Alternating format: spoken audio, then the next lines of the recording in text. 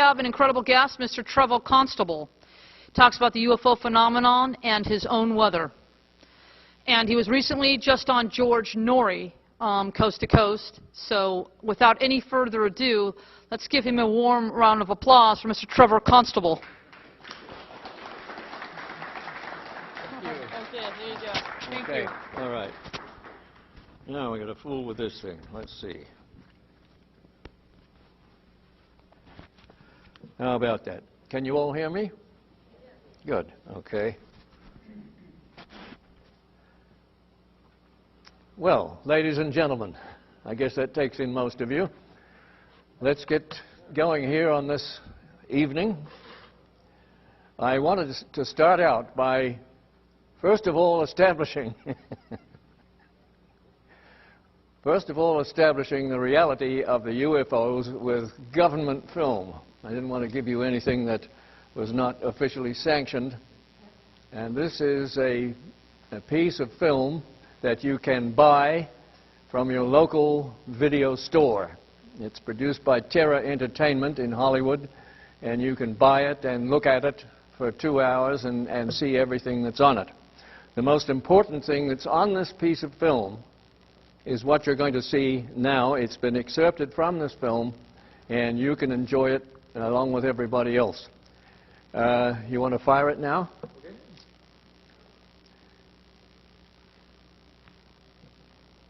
This is a film that was made in 1996, and it's 1996, on Space Shuttle mission number STS-75, this is the Tether incident. NASA launched a possible breakthrough energy technology experiment. They launched a 12-mile-long electrical conductor cable called an electrodynamic tether, designed to collect high-energy electrons in the Earth's ionosphere and magnetic fields. The motion of the conductor tether across the Earth's magnetic fields induces a voltage along the 12-mile length of the tether. Utilizing estimates in the charge densities of the Earth's magnetic fields and the ionosphere, the voltage produced is expected to be up to several hundred volts per kilometer. If successful, the experiment could produce a lot of electrical power.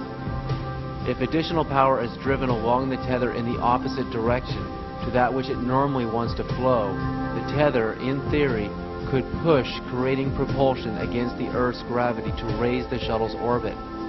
The advantage to this revolutionary technology in propulsion is that it does not require any rocket fuel. If successful, electrodynamic tethers could prove a way to greatly reduce the cost of in-space propulsion. For example, the International Space Station could keep itself in orbit, saving nearly $2 billion in orbital reboost rocket fuel for every 10 years of the station's operations. But on February 25th, after the 12-mile tether began producing electricity, an unexpected overload of electrical energy fluctuating between 2 and 10 times that predicted, due to inaccurate estimates in the electrical charge of the Earth's magnetic fields, ionosphere, and possibly space radiation, fried the tether conductor cable and it broke, severing it from the space shuttle. So the tether has broken at the boom. The tether has broken and is going away from us. Get it on the TV, Claude. Please get it on the TV. The tether has broken. Copy.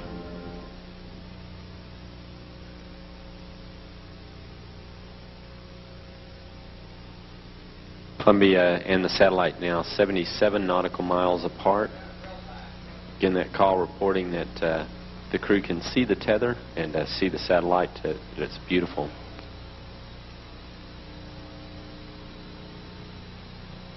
Look at all that stuff around there. You've probably got 30 UFOs. 300 miles above the Earth.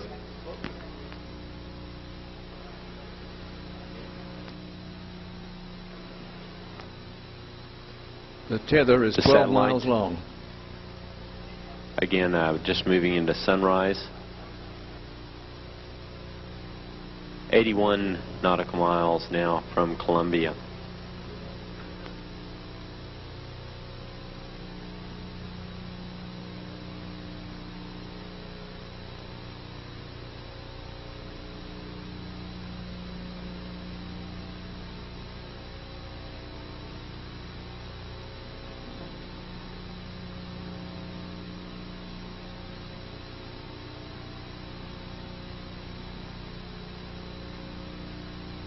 This is recorded on ultraviolet tape, not visible tape.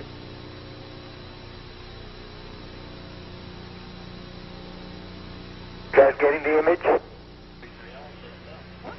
Franklin, we see a long line, a couple of star-like things, and a lot of things swimming in the foreground. Can you describe what you're seeing?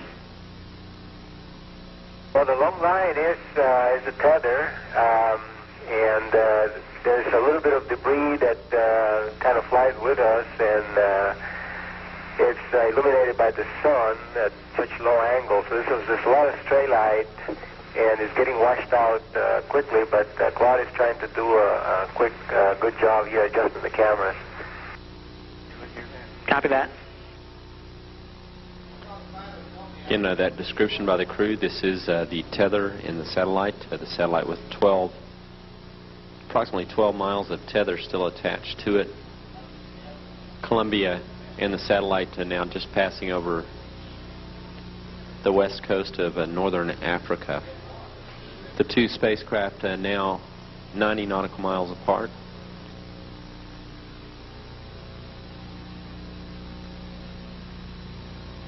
Controllers for the satellite did have communications with it during the close pass between Columbia and the satellite.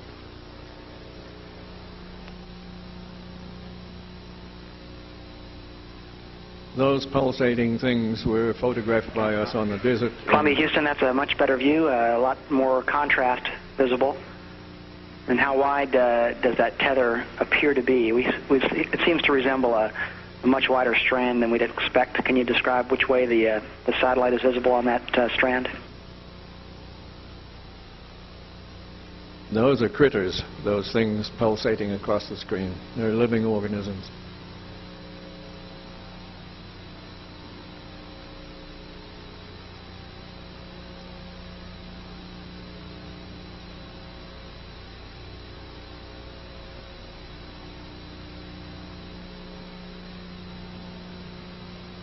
.300 miles above the Earth.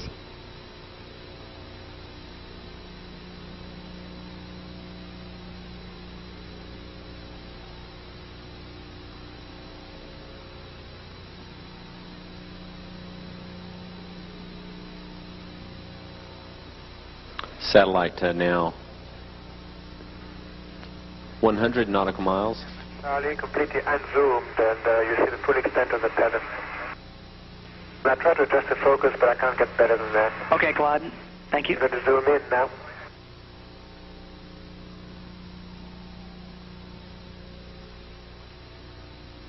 In the summer of 1999, I met with Martin Stubbs, the program manager of the cable TV station, who had recorded over 400 hours of NASA's live broadcast.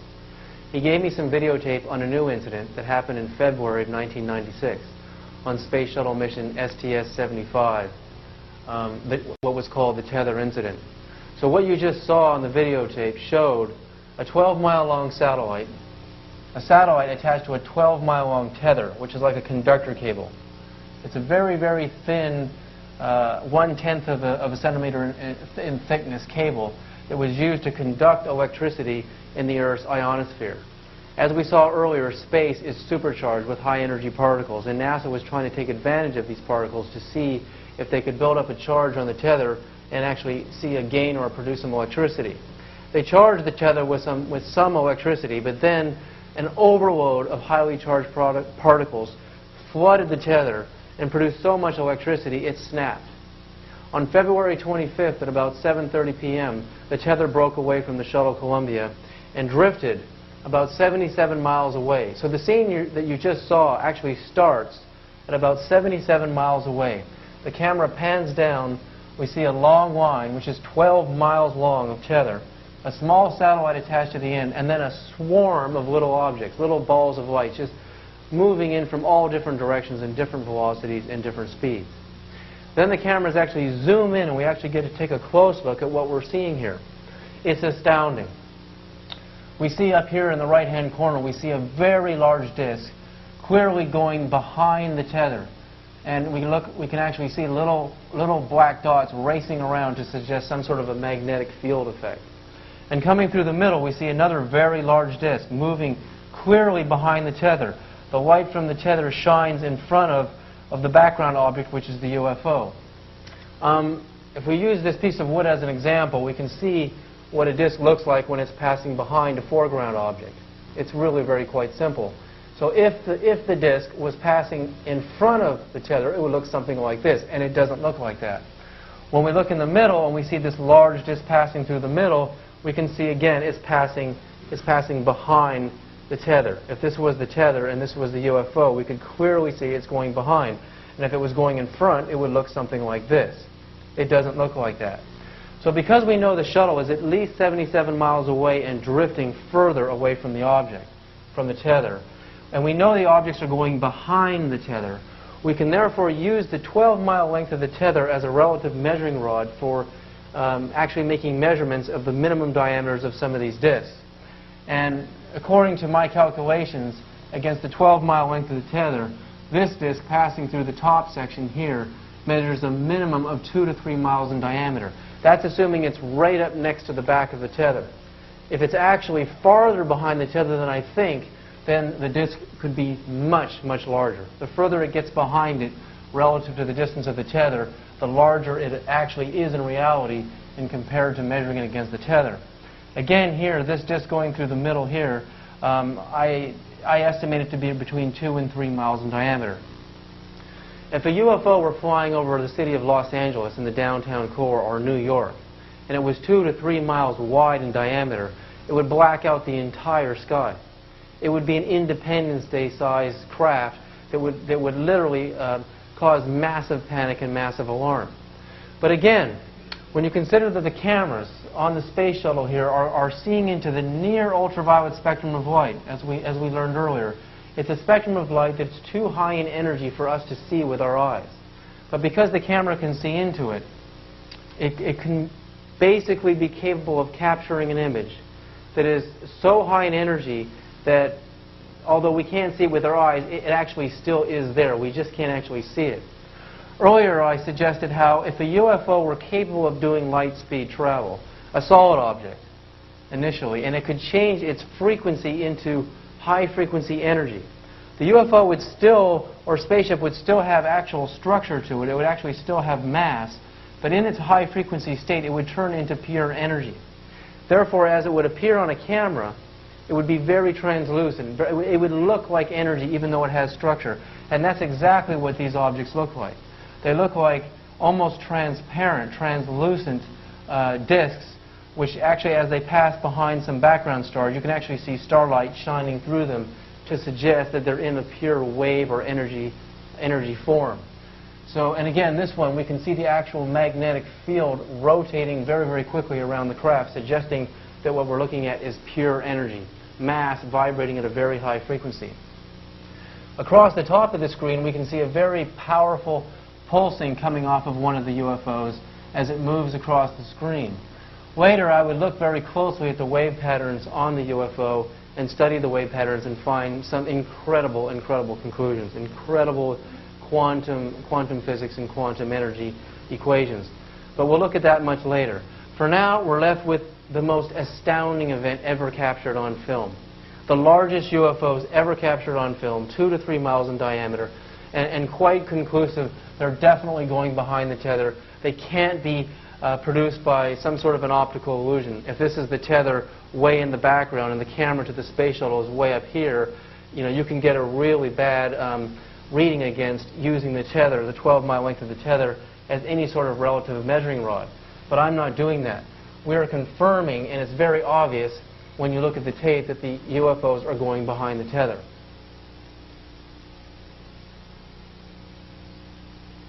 On February 28, 1996, United Press International published an article, Satellite Signals a Puzzle, mystifying the STS-75 tether incident. When the astronauts were actually able to regain contact with the tethered satellite, they found several unexplainable surprises. The article states, "There has been an event on the satellite that we do not understand yet," astronaut David Wolf told the Columbia crew. First, radio signals from the satellite caused engineers some surprise.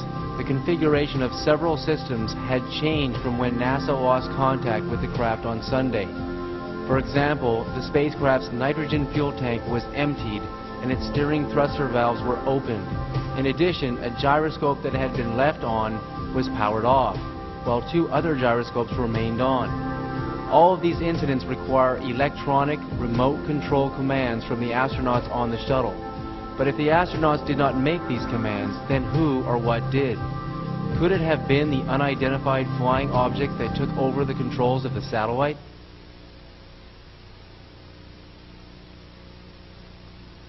So take a look at the tape again and see for yourself if some of the things I'm saying are not true. Dear Mr. Sarita, if the phenomena is interesting enough to deserve an investigation, then our preference would be for controlled experiments that closely duplicate the circumstances of the original observations and test our working hypotheses until they are either verified or falsified. A second line of investigation would be to obtain more evidence of the original sightings. For example, additional shuttle camera tapes. There are at least 4 mounted in the bay, to see if the same objects were seen on these. If these objects were large, then the same object would appear on 2 or more cameras, and these can be used to triangulate the distance from the shuttle to the object. If there are no objects that appear simultaneously on 2 or more cameras, then one must conclude that the objects seen in the near fields of the individual cameras and the dust bunny hypotheses get stronger. I would ask that you apply this line of reasoning and the test proposed in my last email and above to the evidence in hand to see which more consistently explains the observations. Signed, Dr. Joseph Newt. Dear Mr. Sarita, I received your package, but other duties have kept me from watching the tape you sent. I must admit that I am somewhat reluctant to begin another dialogue with you on this subject, as our last discussion nearly resulted in a formal Freedom of Information Act request on an area in which I have no formal responsibility, specialized NASA knowledge. I do not mind responding to inquiries from the public, since I feel that this is part of my job as a government employee. However, I really have little interest in getting into battles when my honest attempts to answer your questions do not seem to agree with what you want me to say. My personal home VCR has been broken for a while, and I have not yet had time to borrow one. When I do, I will let you know what I think that I see in the tape. Signed, Dr. Joseph Newt III. You're about to see what... You can buy that tape from your local video store. It comes in 2 complete episodes and occupies about 4 hours of similar but less dramatic scenes to that you've just seen. That is a pretty good indication of what the government knows about UFOs. And you see how the gentleman with whom the commentator on that program was in concert with him, and he couldn't answer him. He had to backpedal and say, we've got to triangulate, and this kind of thing drawn right out of mechanistic science, which has not provided any answers at all in the space situation. But you can buy that tape, and I suggest and recommend that you do, and look at it periodically and show it to friends that you have in your homes and let them see it.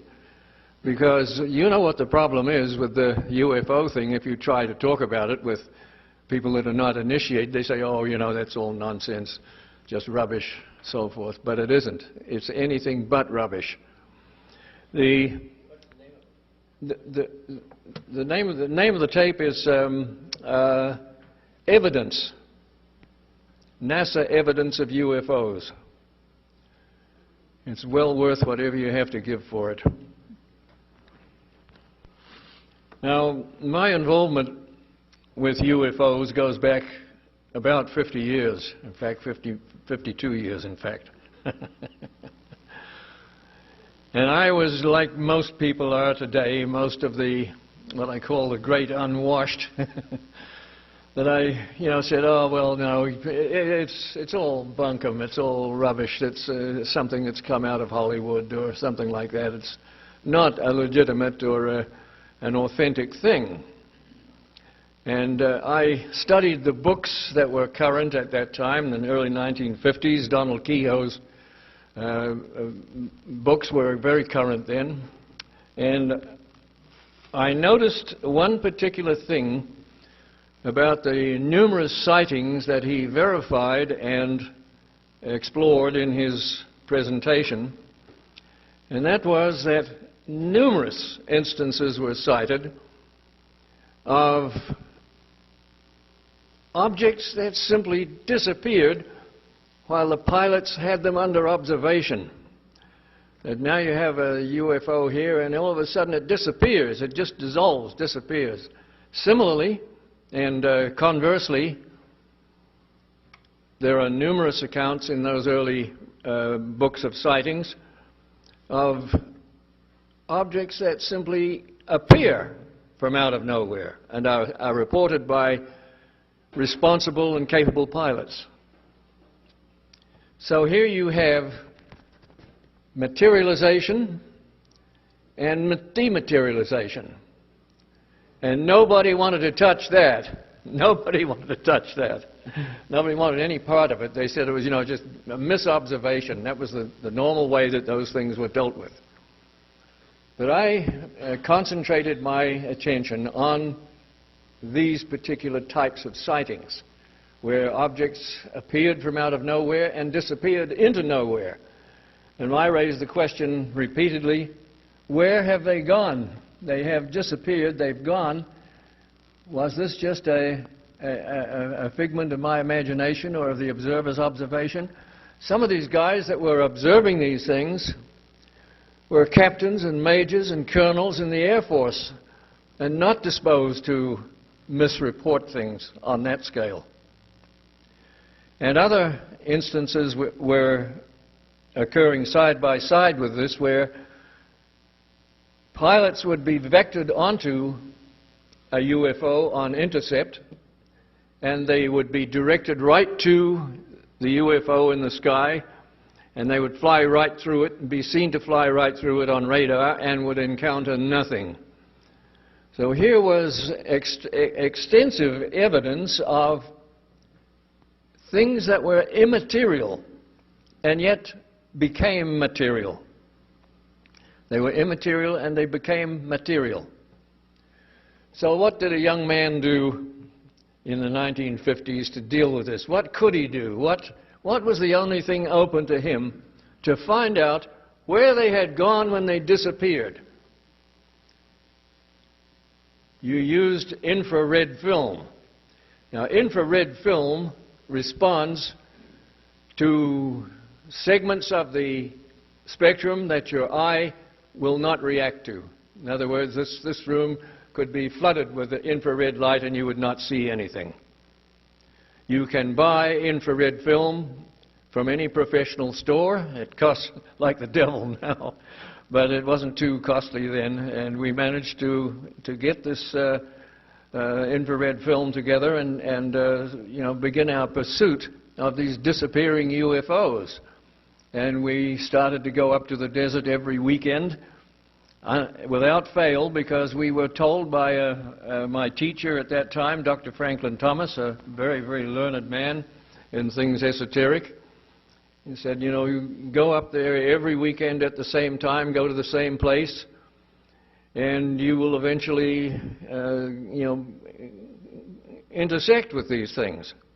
Well, we went up week after week after week and didn't really get anything until August, the weekend of August the 25th, 1957, when I became aware of something above me. I could not see anything up above me, could not see anything directly, but I could see a pulsation in the sky above me, and I simply exposed my camera set on infinity to this, and more or less traced this object as it went over towards the east. And I got a set of classic pictures of a UFO in action, and it didn't look in the least bit like a flying ship. It was alive. And the more I probed into this, looking into ancient records of all kinds, the more I became convinced that there were two main aspects to this phenomenon of the UFOs. And they were unified or shared a common functioning principle that we didn't know anything about. We didn't know how you could make things dematerialize. This was done by people like Dr. Alexander Cannon in the UK, when he would make things dematerialize and then rematerialize somewhere else. That was done quite often before audiences of lawyers and so forth. But nobody actually had done any scientific work about this. So we set up a steady program of attacking this as a scientific venture. And we knew that we had already cut the cable with orthodox science, and there was no point in running to the local MSc or the local BS to get his opinion on things, because they just simply flipped out and wouldn't discuss it with you. I went into the Office of Naval Research under the auspices of a friend of mine who was very well connected in the Defense Department at that time. And I took in about 40 photographs that we had made of these things, and I fully expected that they would at least look at these pictures. And the guy kept looking at his watch all the time like this and saying, well, you know, I've got to do this, I've got to do that, so forth. And another guy came in with a video projector, not a video projector, a film projector, and we had a 50-foot length of film that showed these things quite spectacularly. And he projected against the pockmarked wall of this building where we were, and he wound it in and out of focus, and he said, now, when anybody asks, you can say that we've seen your films. That's the way the government treated us in those days. And what could we do about it except to say, you know, they're not right in what they're doing, but how are we going to change it? Not at all. The only thing that you can do is keep going along the line that you have already found to be fruitful. And that's what we did. And that's how we came to hear about a brilliant Austrian physician named Dr. Wilhelm Reich. And Dr. Reich was like us, except that he had a medical degree and a big laboratory in Maine. And Dr. Reich had run the very first scientific program looking at the human orgasm and seeking to find out what the function of the orgasm was. It seems incredible that you could go through at least 2,000 years in the post-Christian period with that particular situation still unknown to science. I'm not referring with the orgasm to the hurling out of the sexual substances or anything like that. That was, you know, more or less understood. Nobody wanted to deal with it anyway. But Reich said, now what is the function of the orgasm? And he pursued that line very, very diligently over a long period in his laboratory with professional help, one of whom became very close to me in the years that followed. And Dr. Reich found that there was connected with the orgasm a definite energy form that was new to science and that science did not understand. And he called this energy orgone energy. And you'll see it referred to increasingly as the years go by, because it's now coming into vogue and people can tolerate this much more readily than they could in the past. And so the thing about Dr. Reich's original work that fascinated me was that he had designed and developed a device for engineering rain using this energy. He found that this energy was present in the atmosphere and in the soil and in virtually everything.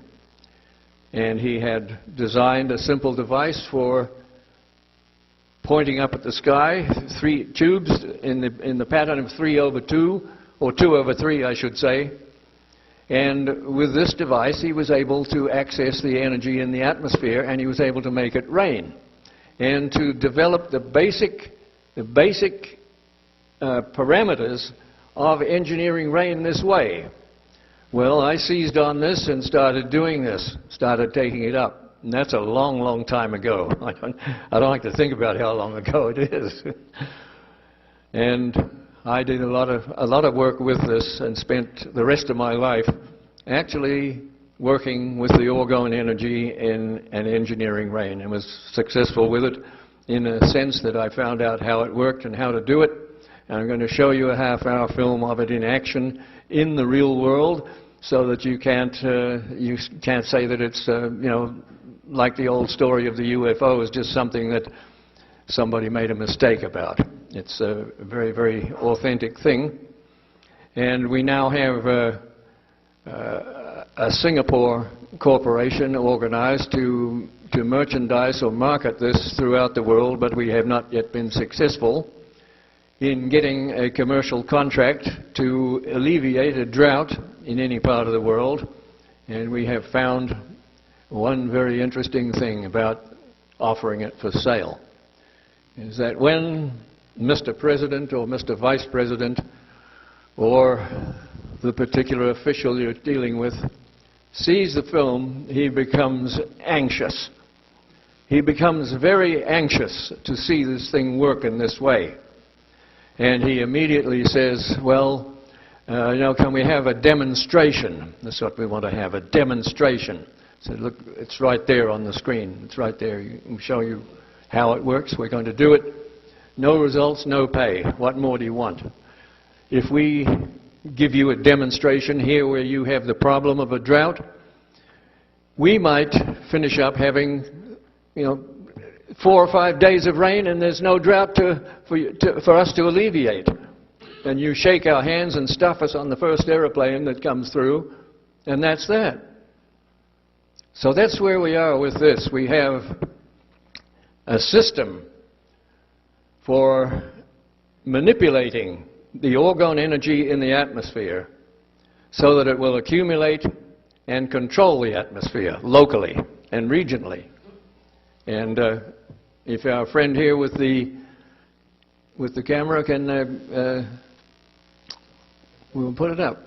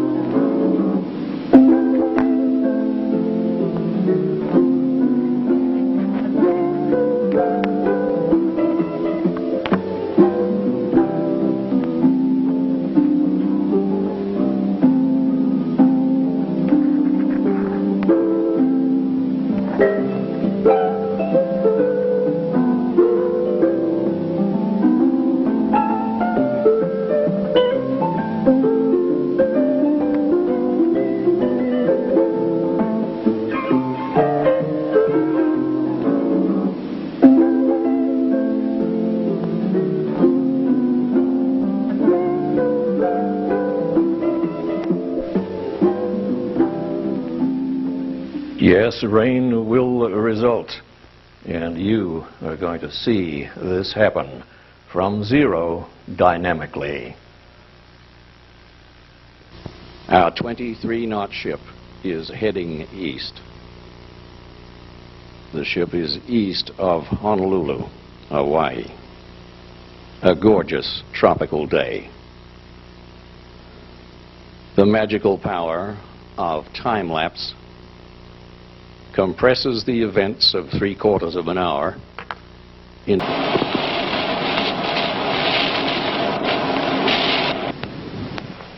Hello.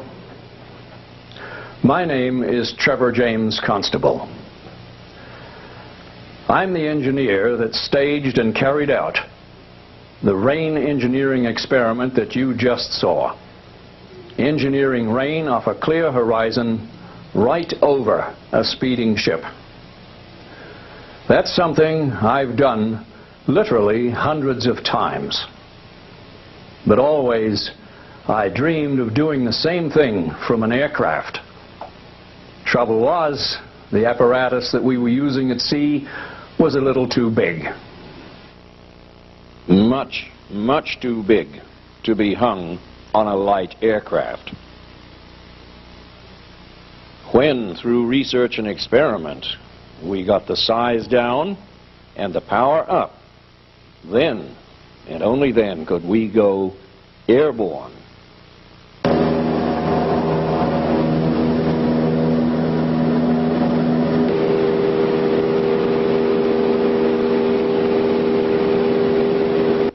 Ladies and gentlemen, we are involved here in something that is intensely realistic.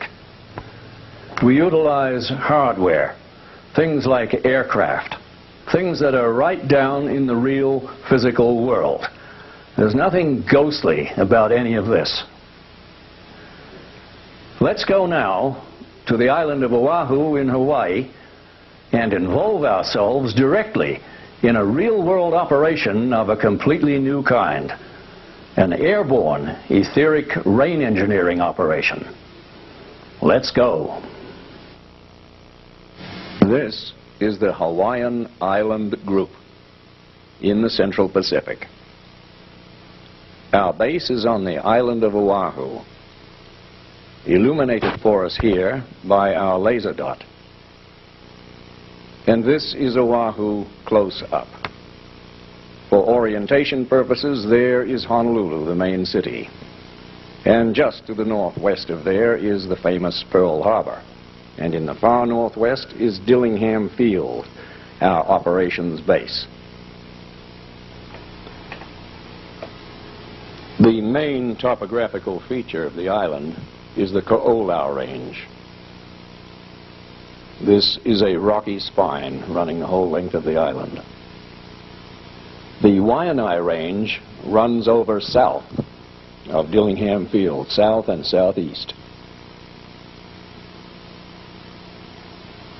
The operational plan is very simple.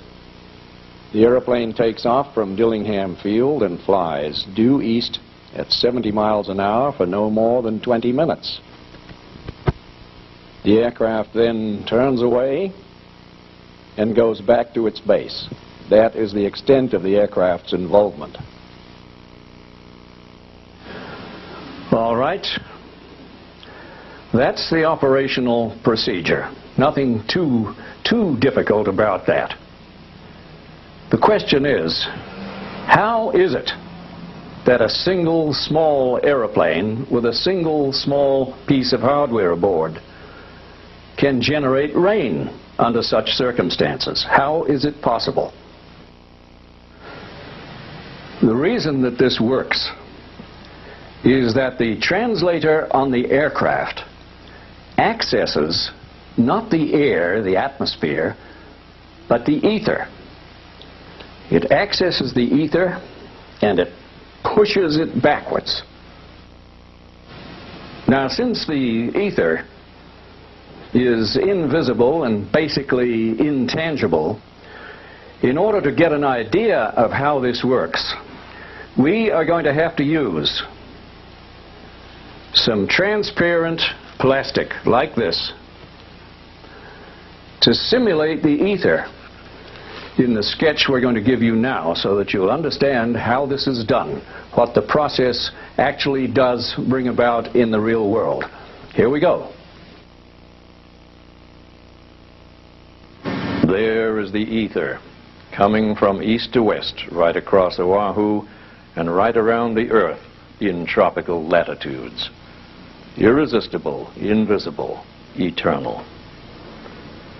The airplane enters the format at Dillingham Field with translators so designed that they interrupt and push backwards locally this flow of etheric force in the fashion depicted.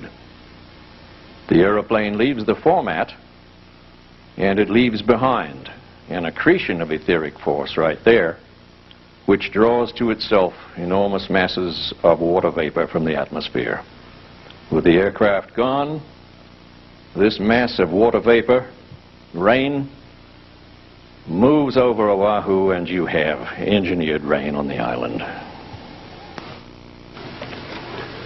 To make things perfectly clear, the red chip designates the target zone in our operation, and offshore, that blue area there, that is where we should expect to see, perhaps, a satellite from thousands of miles up pick up a plume of moisture that we're going to generate with the aeroplane. Well, that's enough theorizing. Let's go right out now into the real world, but before we do, let's get a solid, objective weather forecast for the day from Honolulu TV. And they're going to tell us that picnic weather is going to prevail over Oahu. Here it is. Lovely. Just wanted to show off. We have some clear skies for you this week. That's nice to see after looking at last week's forecast. Let's get a close look at this. Our surf is pretty much getting nothing. It's 2 to 4 in the north. That's your highest surf points. Also the east 2 to 4. But you look around, there's nothing to do. There's not even a high surf advisory. There's no gale warnings, nothing happening. And if you want to probably go snorkeling or just wind sailing, something mild, the picnic, that's where you go to the beach. And the weather's a good forecast for a picnic as well. As you see, a mostly sunny day. And our temperatures will be comfy in the mid-80s, southeasterly winds 5 to 15 miles per hour.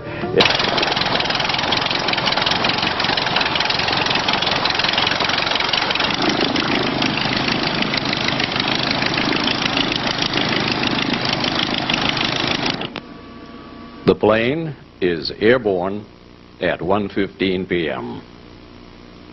The aircraft will make a single thrust due east for a period of 20 minutes. At 1:52, the plane is back from its mission, the pilot coming in for a debriefing. He reports rain around Waialua and over towards Haleiwa. It has pleased him. And at 2:16, beyond the runway over towards Haleiwa, we see it is indeed raining, and it is time to get a bird's eye view of what's going on. Now, the best way to get a bird's eye view of what's happening here is to act like a bird. Get aboard a sailplane. Up we go. Heading east. The tow plane in front of us. And there's nothing like getting a few hundred feet of altitude to see what's going on. There, to the magnetic east direction, is rain. This was induced by the thrust of the aircraft.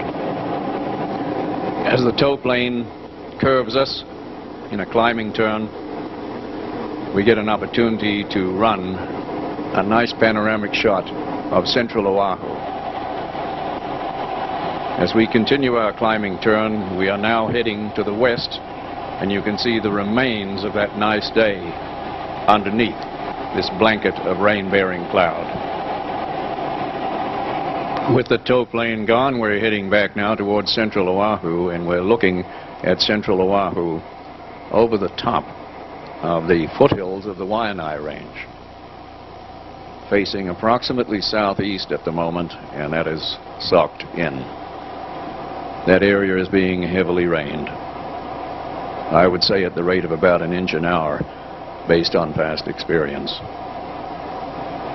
We're at 3,000 feet or thereabouts at the moment, and we're starting to get rain up here, and the pilot has indicated that we will very soon have to terminate this.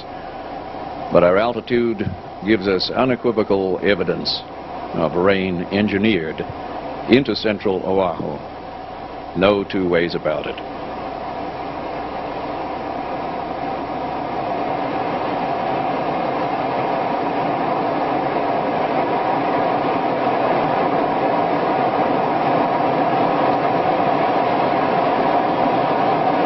Now it's beginning to close in on us, and we're in it.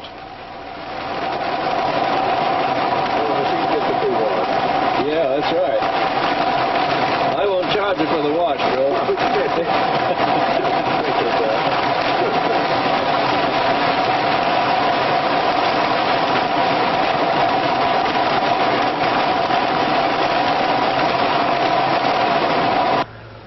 Remember today's television weather forecast?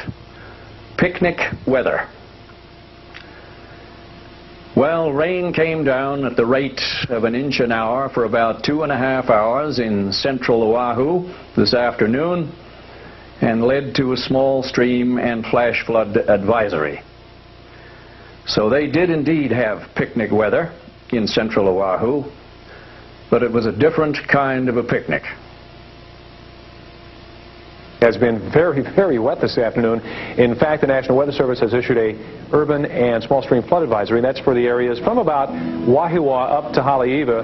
Heavy showers have been coming down here. It's convective activity. Things are a little unstable out there, so when things heated up, that set off a series of fairly good showers out here, mainly in the Po'omoho and Haleiwa area, and the urban and small stream is in effect until 8 o'clock tonight. Could be some ponding in roads out there, make driving a bit treacherous, so be careful if you're heading out to that direction. And small stream flood advisory is now in effect for central Oahu from Wahiawa all the way up to Haleiwa. There we go. And here's the shower area right here under that flood advisory. It is in effect until 8 o'clock tonight. It looks like most of that moisture will end after sunset. All the shower activity coming from a separate area of moisture. Not right now. I'll show you here on our satellite loop, which represents 12 hours. You can see the little plumes develop there. Here's the moisture that's affecting Haleiwa area being hardest hit the past few hours. It's been raining so hard that the smaller streams are at the point of almost overflowing. But once again, you can see the little plumes develop. Now she is showing you our little plume that we created with the aeroplane. She'll put her finger right on it. Develop there. Here's the moisture that's affecting Haleiwa area being hardest hit the past few hours. Now she's got her finger right on it, and it is directly to the east of Oahu. In other words, it's right in the zone that we disturb in accordance with the diagrams that I showed you earlier on. That's just about as elegant a demonstration of how it works as one could possibly wish for. Well, that's how it's done in Hawaii, on the fringe of the tropics, where all this was pioneered. Now, deep in Equatoria, down in Malaysia, the Philippines, and places like that, these processes work with much greater effectiveness and power. In October of 1997, we ran an interesting little operation out of Segamat in the center of Malaysia. Let's take a look at that. Takeoff from the Segamat Country Club is at 2:31 p.m. Our mission is a single 15-minute flight directly to the east right off the runway, to be followed by a second such operation, provided the weather does not become violent. The weather's response to our thrust is sharp and nasty, putting the follow-up flight in jeopardy. Our number 2 flight was indeed curtailed, limited to 9 minutes by imminent, very heavy weather.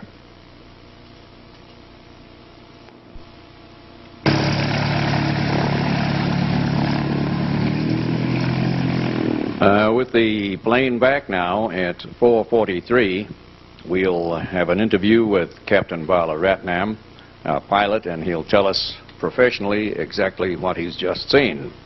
We have a large build-up over there. Yeah. Over there, and there's one more which is coming down from the south, which is right now building about 15 miles away. And she's coming in fast because we are having prevailing winds coming in from this direction. Yeah. So she will be along here quite soon, and the build-up over here will be here approximately in about 8 minutes' time. So we can see both masses joining together and giving us a heavy downpour. Good. Thank you, Bala. No problem, sir. Anytime. Anytime. 10 o'clock. On the night of the 14th of October, we're looking out now from the hotel, from the 7th floor of the Villa Hotel in Sagamat. And this entire area is now being enveloped in rain, thunder and lightning. This is the consequence of the operation today. And we'll go down to street level and let you see this happening. Outside McDonald's, the main drag, it's a wet night. Courtesy of the men from Singapore.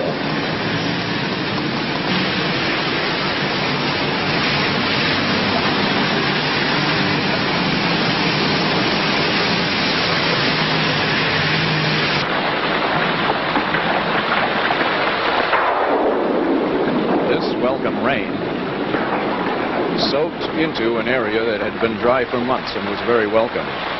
The rain persisted through until 2 the next morning and laid down between 2 and 2.5 inches over the entire region.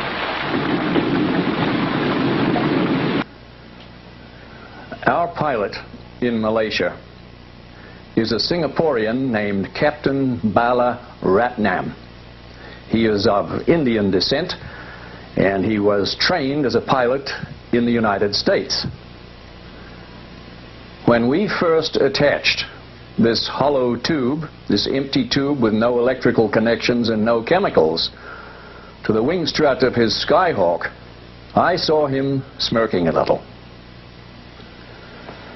After he had flown 10 or 12 of these weather engineering missions, and then made his share of the world's rain, he had different ideas. I was able to capture some of his comments on videotape. Here is Captain Bala Ratnam. Like a normal person, you no doubt had your skepticism about the whole thing. Is that correct? Very true. Never thought it would work. Never did. And because basically there was what I know about cloud seeding and causing rain. Basically use some kind of chemical, smoke, something to make the cloud more dense so that it will basically rain. And having 2 tubes in my airplane wasn't much of a, how shall I say, it wasn't really acceptable. It doesn't seem workable, how to put it that manner. I see. And what's your view now after several weeks doing this? Dangerous thing. Never had the tube on your wings. The results have fascinated me to a very great extent. Never did I expect flying on clear days to have experienced such turbulent weather within such a short period of time and it appearing without any notice whatsoever. Yeah, I see. Now, you have an FAA license. You were trained in the States, right? Yes, I was. And I hold a commercial multi-engine instrument mating license with an instructor on single engine and also on instrument mating. I see. And my license number is 2466946. Okay. So what is the thing that has occurred in these flights that has impressed you most with this new method of weather engineering? Okay, number one, simplicity. There's nothing to be thrown out, nothing to be dispersed in the air, and it's very efficient. It's very efficient. And you're convinced of the effects? Yes, I am. That comes from first hand. Having to dodge weathers, having lightning strikes appear all of a sudden, left and right of you. Yes, it's first hand. Kuala Lumpur is the capital of Malaysia. And the Kuala Lumpur city and region was in a severe 4.5 months drought when I was called as a consultant down there in April of 1998.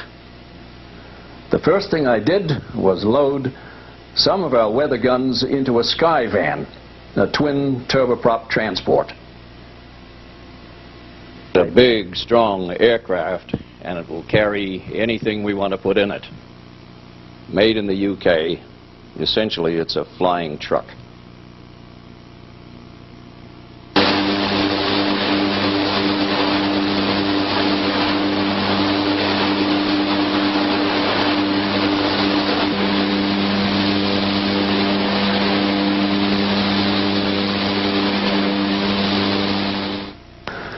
"28 hours after I set foot in Malaysia, this was the scenario at Subang International Airport in Kuala Lumpur.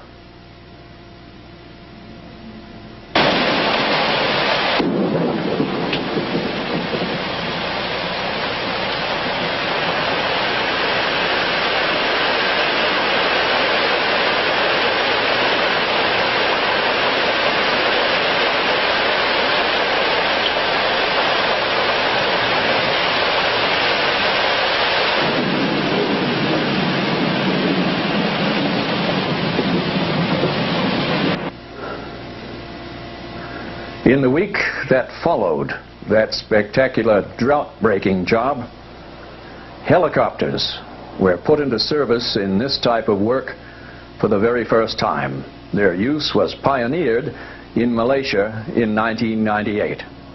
They proved themselves to be the most effective vehicle yet for engineering rain in the tropics.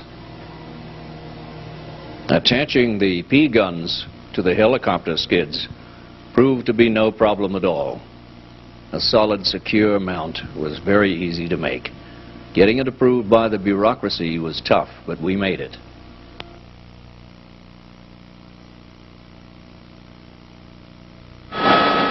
Helicopters take you easily into places that you probably shouldn't go. Here we're up above the Semenyih Dam in a squall. Downdrafts, updrafts, violent weather. Not a good place to be.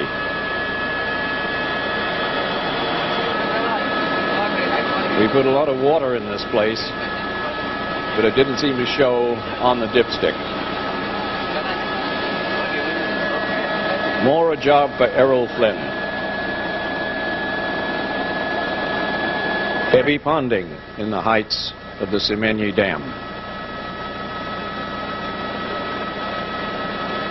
Heading westward, at the conclusion of operations each evening, we would find that we were causing a west-to-east flow of ether to compress and swing to the south so that it arrived on our port side. You're looking at that now, and this engineered rain walks along with the helicopter, completely in phase with it, drenching the terrain below as we move. In this case, you're looking at about 12 to 14 square miles that is under rain as a result of the passage of the helicopter, just like crop dusting with water. Kuala Lumpur under rain.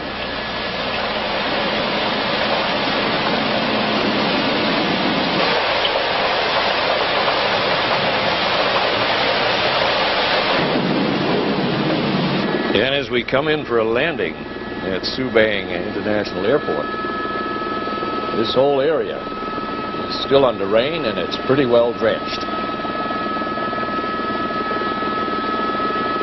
Getting back to the hotel was kind of wild.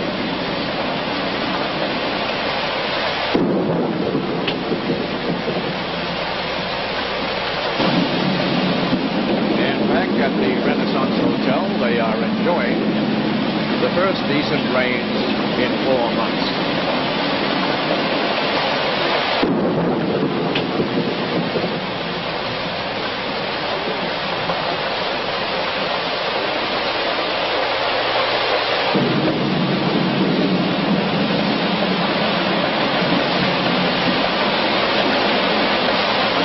This is what I call engineering.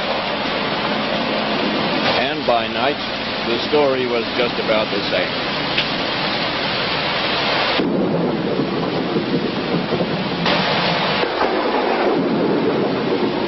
And here is the world-famous KL Tower, wreathed in rain and cloud. That's the way it was in Malaysia.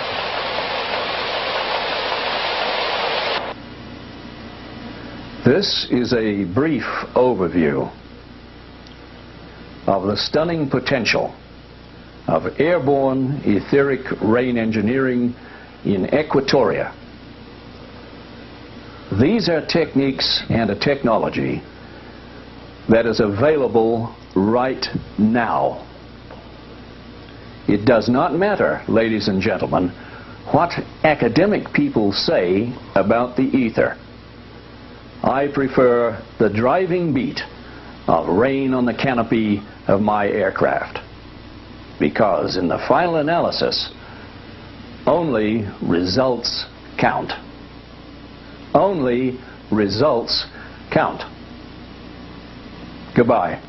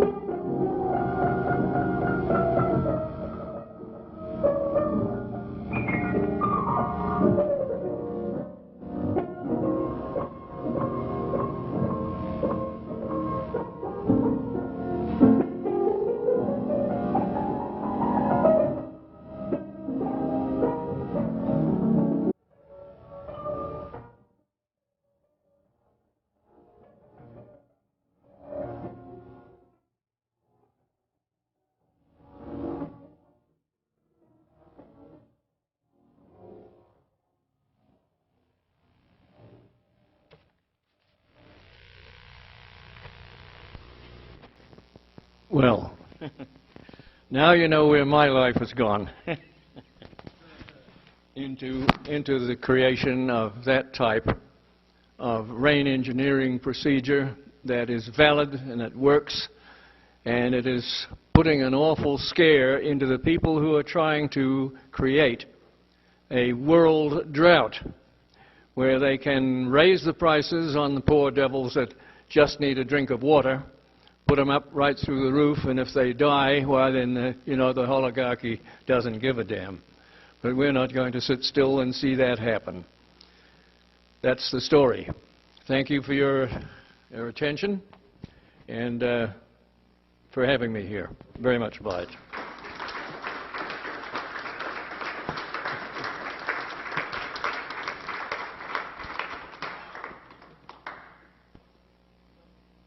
Hello? Ryan? Cool. Well, thank you so much, Mr. Constable. It's an incredible presentation. I'm just actually blown away. First question, is it all right if you take some questions, sure, sir? Sure. Thank you, sir. First question, the UFOs in space, where do you think this is all leading to? And do you believe that what you call it, planet, will we be leaving this planet to go live other places? Do you believe? No. No. What I think about the UFO problem is, would involve quite a lengthy lecture in itself. The thing is that the objects are there. There is no question about that. You've seen it now on government film. The astronauts shot it for you. And it's only you that prevents you from disseminating this further amongst the citizenry. Then you may get some answers out of the government if more people raise intelligent questions. So I don't think that we are very far now from having a general disclosure of the UFO problem. And it will mean an alignment, a realignment of all the relations of Earth life, in my opinion. But it can't come until certain things are straightened out, one of them being the present economic crisis, which is man-made, and it's going to lead to a new dark age, which certain beings in the ships would like not to see happen. But there are other entities in the ships that do want to see it happen. It's not just, you know, people from other planets or anything like that. Nothing that simple. Some of the ones that you say that, I know there are some that don't want this to happen, to go into the Dark Ages, but there are some that are few. Are you talking about the Dracos? No, not necessarily. Okay. Not necessarily. It's just that, think of it this way.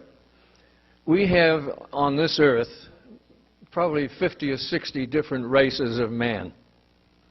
Why do we think that out there are any less? And that they're going to be like we are here, you know, having different viewpoints and different morals and everything else. We shouldn't expect them all to be there, you know, to bail us out or to hold us up. There's some there that have damaged our aircraft and shot them down, and I've dealt with those in my book. That's to inform people that the UFOs are not a universal, helpful manifestation, not at all. Okay.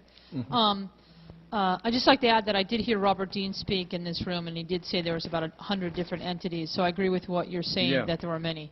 Yeah, that's right. My second question is, if that's okay, it's pretty amazing how you create the rain, but is that to prevent stuff like HAARP from controlling the weather on the planet? That's right. Mr. Constable? That's right. See, you don't need to fence off 3,000 or 4,000 acres and put up big antennas and things like that to do this. You do this. I just went down to Hawaii 2 months ago and did it, made rain in Honolulu 4 times with a device 18 inches long and 1.5 inches in diameter. No chemicals and no electric power, not even a battery. That's how you do it. And, you know, what they're doing is wasting money up there with that HAARP thing. Thank you so much, Mr. Constable. You're welcome. Well, I assume you have a wider purpose with this. A wider purpose than taking care of the world's water needs? There isn't a much wider purpose than that. Of course. But it's getting to do it against the oligarchic structure of the world, which is very much in favor of drought. Which then follows that you must have some plans for putting this into the hands of the people in such a way that it will proliferate all over. Well, we would like to do that. We would like to think that the people were available to do it, but we find that the oligarchy has long hands, long fingers, and is into everything and controls everything, and it's made it very difficult to get anything done. So how hard is it to distribute the plans and have individuals take up on the plans and make them themselves? It's not that type of a thing at all. It took me 25 years to get this into this shape. Correct. See, but I had to completely reorganize my whole life to do this. Well, I know that Mr. Edison spent many years with his helpers to create the light bulb, but once he created it, it wasn't difficult to distribute it. That's right. So That's I right. was thinking the same thing, that it may have taken you many years of investment. That's right. To do this, but then now that you've worked out all the kinks, perhaps others could take up on it and serve humanity. Well, you have another aspect to it other than just passing it on to every Tom, Dick, and Harry. That is not, going to go down at all well. You have to have some type of control of it. This is something that I have been very, very careful about, is who I convey the information concerning this type of weather engineering to. They could have used those services in Africa and Ethiopia back in the 1980s when they created that terrible drought that led to the death of a million Ethiopians. Yes, right. Exactly, but when I look at Tabasco, the state of Tabasco in Mexico, where they had all these tremendous torrential rains recently, whole states are being flooded. Yes. And tremendous amount of people are being displaced. Right. They're going into the cities. A lot of them can make it. Of course, they're coming here as illegal aliens. Yeah. So I'm beginning to believe somebody's manipulating the weather, creating all these torrential rains, and as far as I can remember, Nikola Tesla found a way to manipulate the weather way back then. That is correct. And J.P. Morgan was his financier. Yeah. So we can see that the methodology for disrupting the weather can be used as a weapon, and of course J.P. Morgan got a hold of it, and we can see it being used as a weapon now. Well, I If don't that had know. happened in Katrina? Well, J.P. Morgan cut off Tesla's funding because he couldn't see, how he could get across the distribution of the power. That's what happened to Tesla, was that his funding was destroyed. He didn't stop inventing things, but he was stopped from promoting them and giving them to the world. Right. What I'm getting at is that you found a way to create droughts, but these people are now using the same methodology that you have found to create torrential rainpours all over the place. Look at Hurricane Mitch. Yeah, I don't believe America, that. I don't believe that. I don't believe it. Well, look, no. Hurricane Mitch in Central America inundated Honduras and all kinds of areas, and guess what? Within a week, the IMF was already in there imposing plans to privatize that whole area. Yes. That's very coincidental that within a week, the International Monetary Fund, which is controlled by the international financial elite, is already in their privatization of all those areas that were flooded. Yes. Somebody's using it as a weapon. Right? Yeah, well, it could be that they would have some machinery or a device that they've developed, but if they were like me, they wouldn't be doing that. Yes, I was wondering that you had chosen tropical areas to operate in on this. Is there any effectiveness of this methodology in arid areas? Yeah, there is, but it's very difficult to get it without substantial funding and patience on the part of the people that want it done. That they don't have. They want you to go out and have the airplane fly over and the rain comes down. And, if you don't do it that way, why, then they're not interested.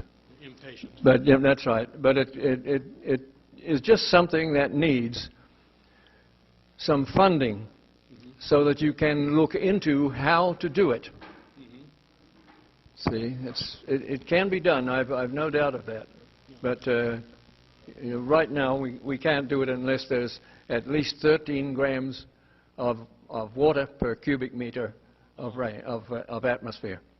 Oh, thank you. With 13 grams, and we can make it rain anywhere. Oh. That's not very very humid, but you have to have that much at the present level of the technology. I see. Yeah.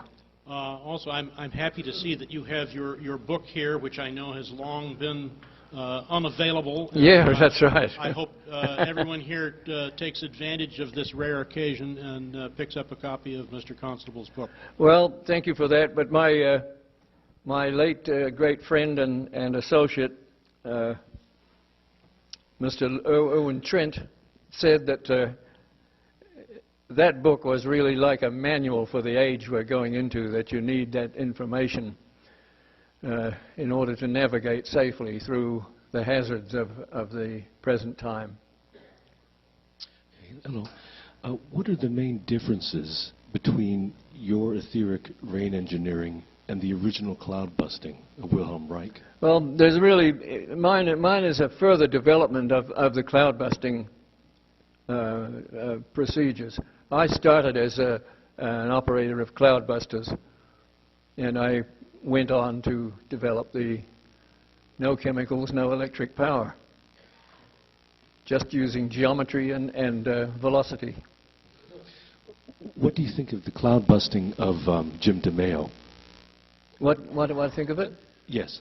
Well, he's been very successful. He was successful in Africa. He made a couple of very substantial lakes over there a couple of years ago. I don't know what he's been doing lately, but yeah, he's been effective. Yeah.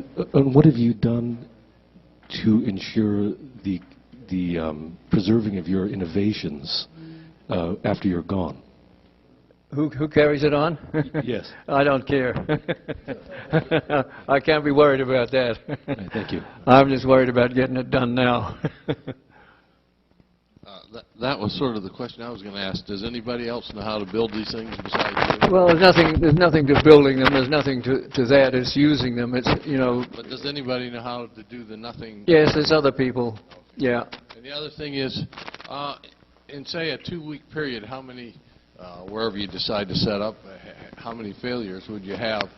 Do you succeed every time if you're given 2 weeks or not? Well, you'd have a target, and maybe you wouldn't set it as quite as fine as 2 weeks, for example, if you were trying to deal with drought in Los Angeles, because this is a very dry area. It's basically a desert.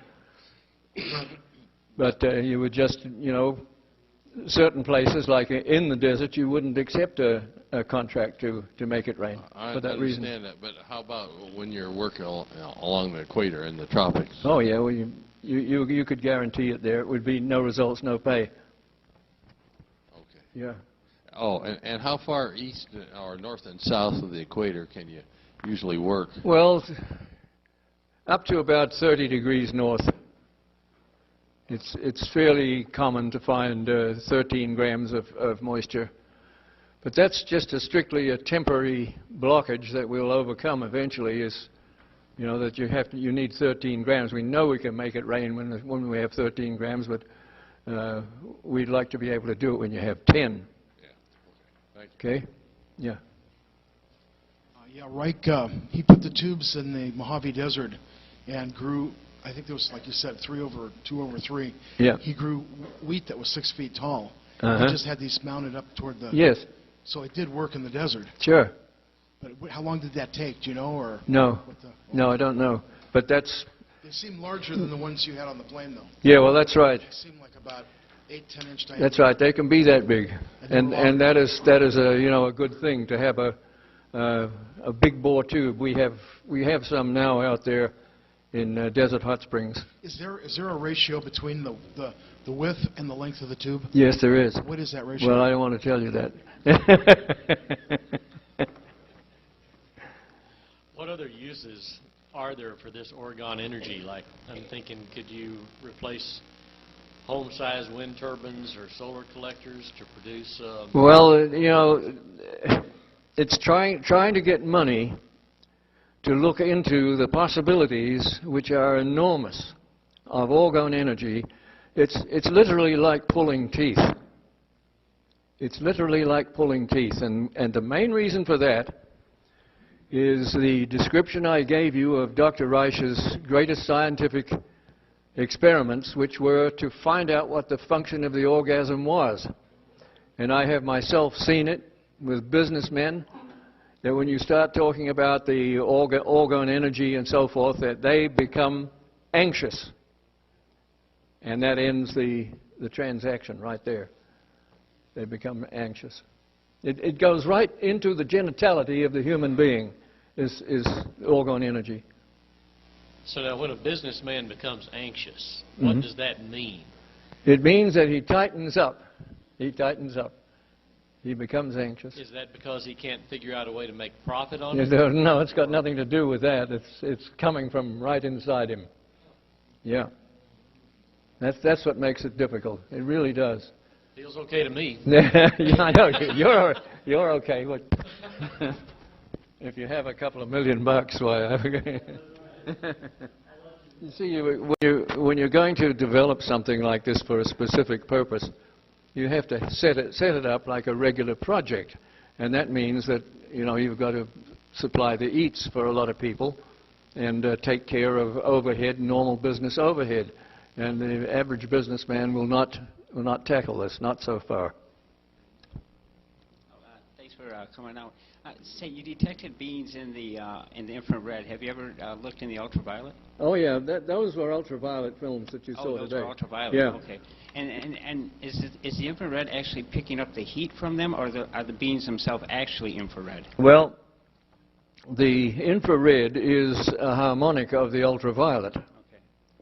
So there's no means of telling which angle of it you're dealing with. But the thing is that the Air Force got on to building that camera about 15 years after I showed that these things were there. And I'm sorry that I don't have the pictures here to show you tonight, but I followed up on my organization of my trip here. But you'd have been able to see them yourself. That was a nice presentation. No, welcome. Thank you. Sir, I have a two-part question. First of all, I saw you about 25 years ago at the end. That dates me a bit. I was very young then. I was just a youngster. But I saw you at the Anderson Research Foundation. Oh, yes, And the late Dr. Lawrence Anderson, the Yeah. very fine man who has gone on, sponsored you. Dr. Anderson had a couple of orgone accumulators. Mm-hmm. And I'm wondering, have those devices been used with much effectiveness, and how widespread are they? Oh, yes. The orgone energy accumulator is a very effective device, which is why the government watches it very closely. But it is very effective in wounds and dealing with wounds and burns, things like that. It's an invaluable contribution to human health. It really should be more widely used, and certainly it should be taught in the universities. That's where our educational system is all wet, is that it completely ignores these things, and they have to fight their way into the world.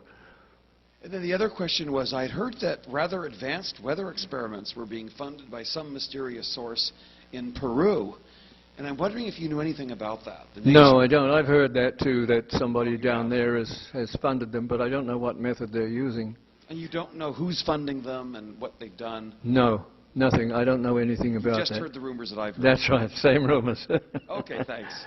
I should mention that in the course of my life, the most important thing that happened to me was that I went back to sea during the Vietnam War in the Merchant Marine. I had been in the British Merchant Marine prior to this, and I spent 26 years in the United States Merchant Marine as a radio officer, radio electronics officer, and I spent 14 years on the Hawaiian run, which was the time when I put all this together and was able to check everything out and to find out what worked and what didn't.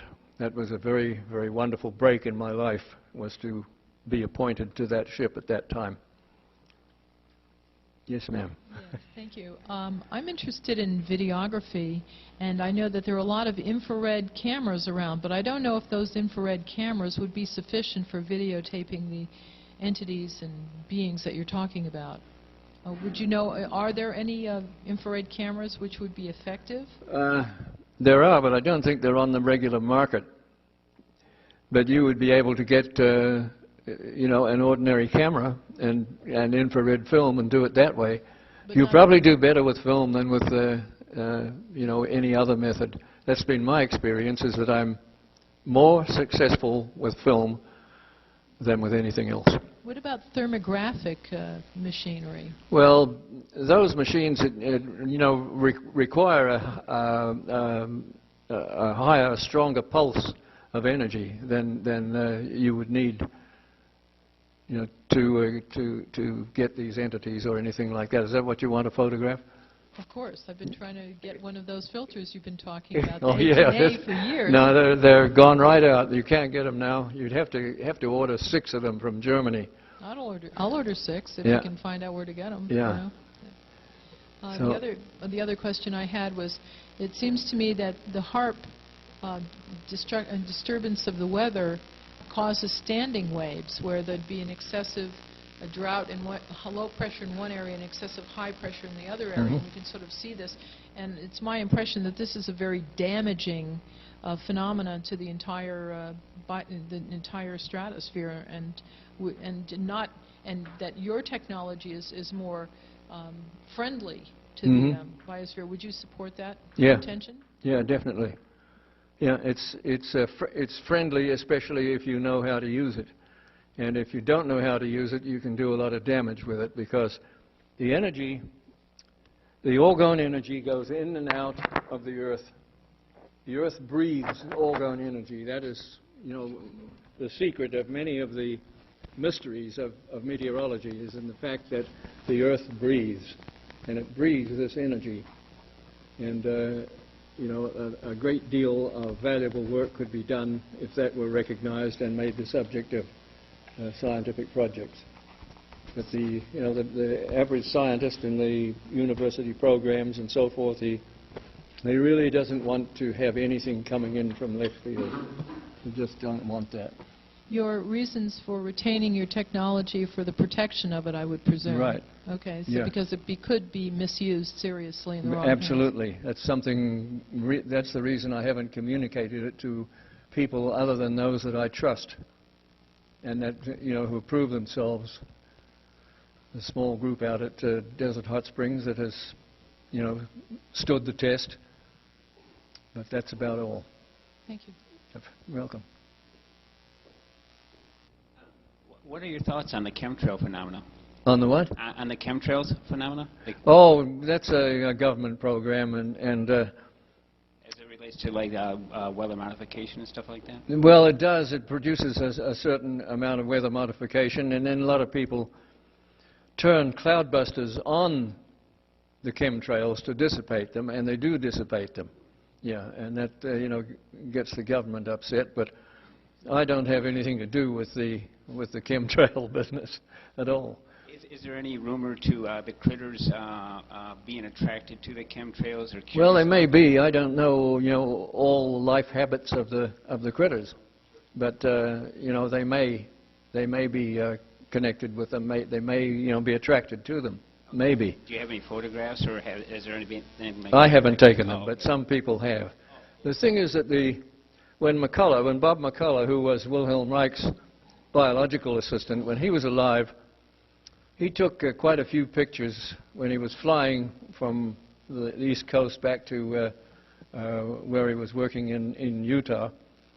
And he was up at about 29,000 feet, and he took a whole string of pictures of these critters out the port. He couldn't see them, of course, but they registered on the infrared film, and they're just teeming up there. They're all over the place. But you have got to remove your optical limitation if you want to see them, and that's where infrared comes in. Thank you. Yeah.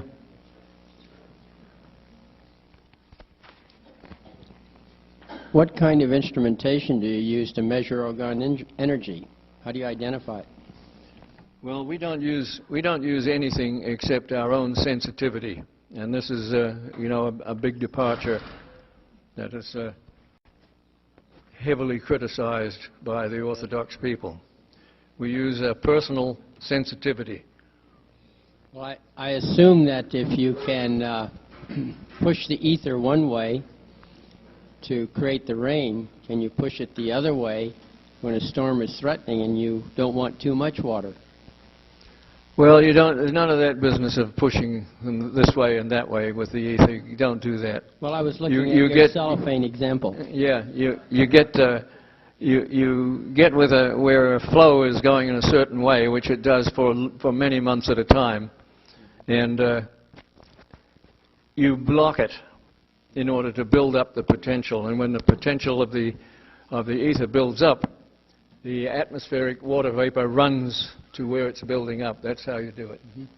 I was acquainted with a gentleman who had done a lot of work on ether. And he used Sir James Jean's work as part of his information. And he came up with a triarcuate design.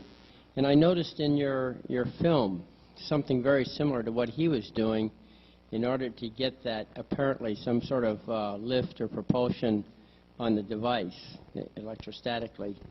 But he claimed that there was an ether out there, and and by putting in electrostatic force between two objects, one positive and the other negative, you could actually get a traction on that ether. These are all things that should be done big time. They should be done by the universities, not by, lone individuals that are doing it out of their pocket money or that sort of thing. This is something that is called for in the world. His name was Commander Townsend T. Brown. Townsend Brown, yeah, sure. Yeah, Sure, he's a friend of mine. He was on the right track, no doubt about it. Trevor, on our website it said that you would also speak on smog reduction. Is that a byproduct of creating the rain, or is it yes, like it is. clear the air? And we were very successful here in Los Angeles for 3 years, 1987, 1988, and 1990. And in 1990 was the most successful weather engineering operation we'd ever run anywhere in the world. And if you look in the records of the pollution, it's way down in that particular year. And it could be brought down permanently for peanut money. For peanuts. I mean, we put 14 little orgone generators all around the basin here in 1990, and they just cleaned the whole place up. It was a marvelous thing. But they weren't interested. We couldn't get to see them, any of them. Just. Yeah. Mr. Constable, thank you so much. My pleasure. Unbelievable. I think we should give a warm round of applause one more time for Mr. Trevor J. Constable. Ladies and gentlemen, phenomenal.